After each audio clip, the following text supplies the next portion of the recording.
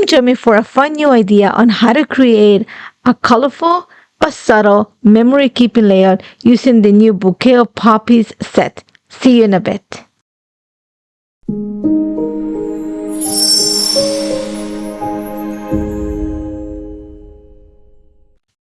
Hi there, and welcome to a new episode of Inspired by a Card with Natalie. Today we're going to be working with the Bouquet of Poppies stamped and like the entire set, as well as the Timeless Sentiments set 2 for this layout. And the inspiration is going to come from these two cards from Carissa Wiley. So I'm going to start by stamping my elements. I am using the Bouquet of Poppies. I'm using Evening Gray to create the elements, the ones that come separate. You're going to see that I'm going to stamp the poppies, a few of those little buds, and quite a few butterflies using this ink. I am helping myself with the stamp wheel. What you don't see is that I actually use and stamp the large Bouquet of Poppies using dusky pink ink for this. I just did it outside of the camera because by accident I just shut the camera off, so my bad. But I stamped two 7x7 pieces with this stamp set. So I have everything ready when it comes to stamping. I'm going to clean my desk and I'm going to go ahead and pull out the stencil to coloring just the single elements that I stamped with the gray ink. If you look at the card that Carissa is using, she's using really soft tones, a lot of peaches, a lot of soft pinks. So I'm going to take advantage of that. I love those colors. I am going to use colors of pink from the Blushberry collection. So I'm using strawberry and dusty pink to create my petals. I'm going to use dusky pink for the center of my petals, and then I'm going to use shades from the Jade Dreams premium dye ink, fresh dye ink. These are the round ones, and I'm going to use them to color all my leaves. So you're going to see that I have a combination of those really soft tones that Carissa used. Carissa went into the peachy tone. I'm going more into the pink tone with my pieces. So I have all the pieces. I use the dye to separate them. Now I'm going to work on the title, and I love what Carissa created. Something that goes with the tone of the card, something that has a little bit of an ombre effect. That means that I'm going to have to ink blend my cardstock.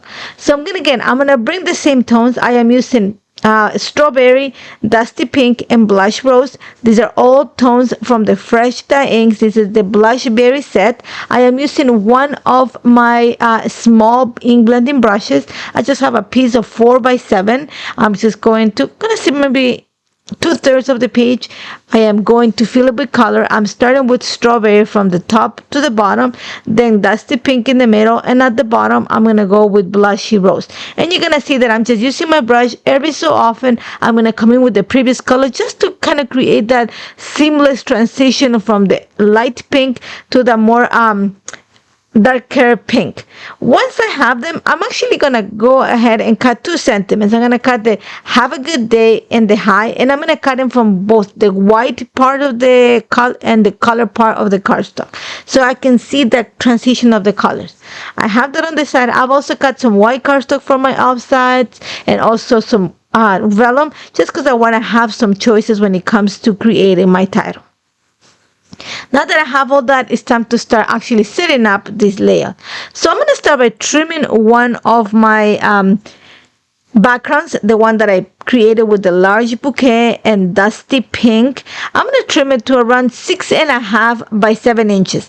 7 is the width of my page. So you're going to see that I am actually bringing some cream cardstock from my stash, and I'm using the gold trim washi tape to just create. If you see the cards that Carissa has a little trim of gold, so I thought that I'm going to bring that onto my page. Now on the left hand side of my spread, I'm going to add my picture. That's a 4x6 picture. I am going to add some of those loose poppies just to create a little bit of interest that comes from the bottom to the top of the picture. I'm going to make sure that nothing covers any faces or anything in the picture, and I'm going to add just a few butterflies. I'm going to add a small sentiment. I am using the high sentiment from the Timeless Sentiments die set. I'm going to attach it to the bottom of the flowers. Now from the other side of the page, which is going to be the title of my layout, I had this idea of using the second card that Carissa had, the one that has the circle. So I'm going to use the second stamped background that I have to create. I'm using the nesting ovals die set to create an oval to that is going to cover this picture. So I don't want to have like a 7x7. I want something smaller. So 1 by 4.5, I think it is, by 8.25, which is the height of my elbow. So I'm going to trim that. I'm going to bring the color of this paper on the background. It's actually one that I brought from back home. It's called crushed cacao. So it's kind of like a craft, but with a little fleck of like peach and brown. So I thought it was a perfect complement for the colors that I have going. Again, I'm going to follow the same idea of attaching the cream cardstock at the bottom, have the gold trim in the center, and then I'm going to attach the brown piece of cardstock on top. I took the stamp paper outside of the camera. I am using the largest oval in the oval nesting die set to create that piece. You're gonna see that my idea is to actually encase or hide the second picture underneath the oval, but I don't want to create a pocket. Instead, I'm going to create kind of a hinge, and to do that, actually, I am going to help myself with a brad. But before that, I want to make sure that I have everything that goes onto that oval in place. So I'm going to go with the title. I'm going to copy one of the ideas that Carissa had, and that was to have the shadow of the title envelope, and especially on this part, because I have the stamping. You don't see it because I have the studio lights on, but there's a stamping inside that oval.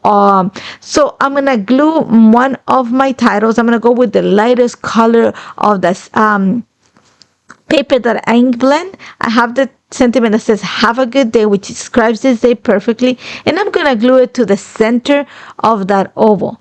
Once I have that, I'm gonna make sure that I line it exactly where, in the position that is gonna cover the picture at the back, and then I'm gonna use a paper piercing tool to create a hole through the oval and through the cacao cardstock, making sure that I don't hit the picture. So you're gonna see that I'm just going to press and create that hole, and then I push my brad through it. Think of a brad as kind of a clip. So what it's gonna do is gonna help me. Literally, it's gonna create a hinge that is gonna allow me to move the oval to open up and down. I'm gonna bring in some of the butterflies just to kind of flank my title. It's gonna frame it, so I'm gonna make sure that my butterflies I glued to the oval, not to the cream or the brown cardstock. Now, outside of the camera, I just added a small sentiment to the bottom of the picture. I added a second butterfly, making sure that it stays hidden behind the oval. Then I am going to use some enamel dots. These are blush pink enamel dots. Is one of the promotions, the monthly promotions from Alton News, so make sure you check those out. And I'm just gonna attach them so that they're close to the butterflies, and you're gonna see when I go onto the title page, I'm gonna put the butterfly so it leads to what is underneath my picture. You're gonna see later on when I open it completely that the butterfly is gonna create a trail from the bottom to the top of the page. And that's about it. Like I said, I use both of Carissa's cards as inspiration for my entire layout, just because they tied it all together. And I hope you tried. I hope it gives you an idea for like one of your projects. Doesn't have to be like a memory keeping layout. It can be a card or anything that interests you. As always, if you have any comments about this or any questions, don't hesitate to leave me a comment. You can check all the materials that I use in the description of this video, and you can find more details on the blog. As always, thank you so much for joining me today. Don't forget to subscribe to the channel for more beautiful content. There's always something beautiful popping here. And thank you so much for joining me. Take care, guys. Hello there, crafty friend, Lydia here. Just popping in to say that you can get your daily dose of crafting tips, techniques and tutorials just like this by subscribing to the Alton YouTube channel. All you need to do is click on that little bell up there and you will never miss a video. Thanks for watching. Bye bye.